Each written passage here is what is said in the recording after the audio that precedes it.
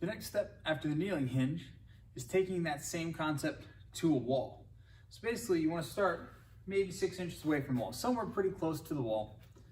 We're going to start with that same position, hand on the stomach, hand on your back, making sure nothing moves here, abs tight. We're going to unlock the knees. So when I say unlock the knees, it's not letting your knees come forward. It is just simply unlocking so they're not locked straight, because we're not pushing back from a straight position. If we go to pick something up, we want the knees directly over your ankles. And that's the way that we're also going to help you get your hips back. So knees unlocked, hand on stomach, hand on back, abs are tight. And then just as you did from that kneeling position, finding how to sit back into your hips and standing up. Common mistake here is to not let your chest go down with your hips as you push back. So my chest should help me counterbalance the weight as my butt pushes back, so I stay centered over my feet.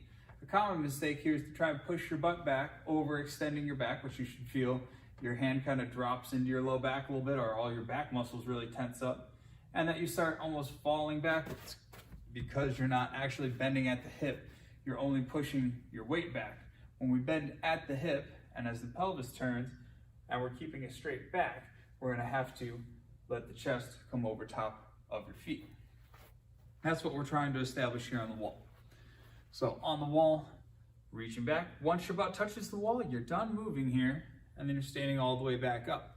Once you master that 6-inch position there, keeping balance over the middle of your feet, spine's not moving, you're going to take a very tiny step away from the wall. This exercise gets hard very quickly.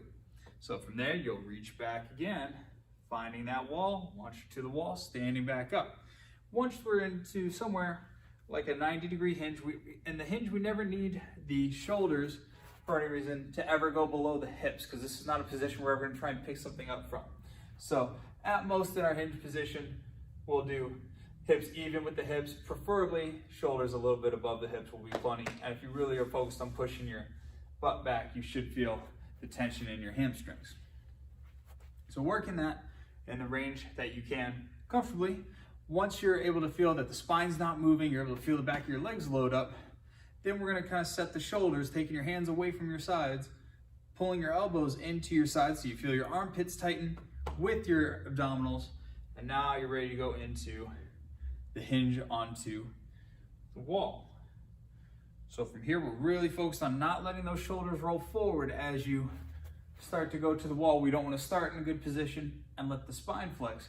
So we're really using those shoulder blades pulling down, armpits squeezing tight, chest stays nice and wide, abs stay tight, hinging back and then back up. This teaches you how to prepare your full body to pick something up off the ground. We want the lats, the abs, and your posterior chain to work together for doing something like a deadlift or a clean.